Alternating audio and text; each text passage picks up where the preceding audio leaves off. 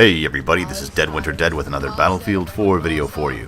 Today we're taking a look at the ACE 52 CQB. It is the Battlefield counterpart to the real-life Galil ACE 52, which is an assault rifle made in Israel. Before we get into this, I want to thank a viewer of mine by the name of 97 Mr. Stu. He made a comment on one of my videos suggesting that I review this weapon, and I have to say I was pleasantly surprised. So 97 Mr. Stu, props to you. Thanks for turning me on to this weapon. I really hadn't looked at it as an alternative to my typical the ACWR or the 5C, which are probably my two most used carbines. But the ACE 52 CQB is becoming probably my third most used carbine, and I can see it actually becoming my first most used. It's an excellent weapon. I'm having a lot of success with it. There are a couple of downfalls that I'll get into later, but other than that, it's a fun weapon to use too. There are some weapons that are really excellent. Their stats are good or they perform well, but sometimes they're just not fun to use. This is actually fun and satisfying to use, and despite the fact that its magazine is a puny 26 compared to the normal 31, it doesn't even really seem to hinder it that much. When you think, oh, I've only got 26 rounds in my magazine, I really have to watch what I'm doing, you'll see in some of the upcoming clips, I just tear people apart, and the reload time is sufficient enough that that 26 rounds to a magazine really doesn't affect my performance. So let's get into some statistics. Again, these are brought to you by the Synthic.com guys. Max damage for the ACE 52 is 34. Minimum damage is 20. The drop-off starts at 8 meters. The drop-off ends at 50 meters. It has a rate of fire of 650 rounds per minute, which is probably one of its weak points. Muzzle velocity of 400 meters per second. Muzzle velocity suppressed is 270 meters per second. Now, you know, I usually preach using suppressors simply to stay off the mini-map and for that kind of sneaky ninja, back rage or side rage, whatever you want to call it. But that's a pretty severe drop-off in muzzle velocity. So I would I'd suggest trying out the suppressor for this weapon, but really expect your performance, or at least the performance of the weapon, to go down.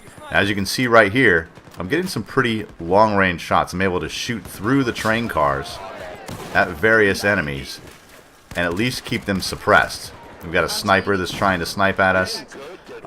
This was a round of Conquest on Zavad 311. Really fun round I had with a couple of new Battlelog friends of mine.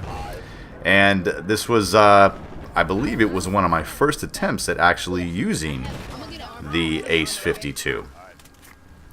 Now, I don't normally, actually, I'm going to say this, but I don't want to sound snobby, and I'll explain my reasons why.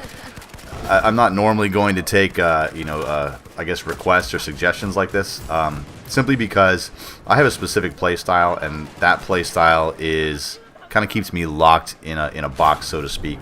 I don't have a lot of the PDWs unlocked. I don't have a lot of the sniper rifles or the DMRs unlocked. So if you were to suggest or request that I review one of those, it would be difficult for me to do because I would have to grind through the entire library of whatever weapon you suggested in order to get to the weapon that you choose. I can do my best to do that, and this was certainly fun. Like I said, it opened my eyes. Mr. Stu had an excellent suggestion for me using this. It opened my eyes to it, and not only did I use the ACE 52 to capture this footage for the review, I've been using it just in regular games where I'm not capturing footage, where I'm just playing with my friends and I'm just goofing off and having fun, and it has performed excellent. I'm extremely happy with the performance of this weapon. And as you can see there, I had to reprioritize my targets because I fired on the left-hand target. Then the right-hand target started firing on me, so I had to switch, take him down, and then use the last rounds in the magazine to take down my first target. So the 26 rounds in the magazine does not really hinder you at all. Right now I'm using the Coyote sight, the muzzle brake, and the stubby grip. If you're a hipfire kind of player, I would suggest putting some sort of laser sight on it, or maybe the laser light combo. That would actually be an excellent combination there to use. My suggested ranges for this are short to medium range. Once you get out past medium range, it's going to be extremely difficult for you to use this weapon at longer ranges unless you're just excellent at using the weapon. I tried using it with a 3.4 times scope and canted iron sights, and I couldn't get a feel for that setup. But I might go back and try it again. Recoil management on this is pretty fair. It has equal left and right recoil, and I think a 0.45 upward recoil. So if you just pull straight down, you'll be able to manage the recoil actually pretty easy. Even if you're not good at recoil management, this weapon is extremely easy to manage recoil. Well, guys, you need to go out and try this weapon. And like I said, I had a blast with it. Thanks, Mr. Stu. My name's Dead Winter Dead. Thanks for watching.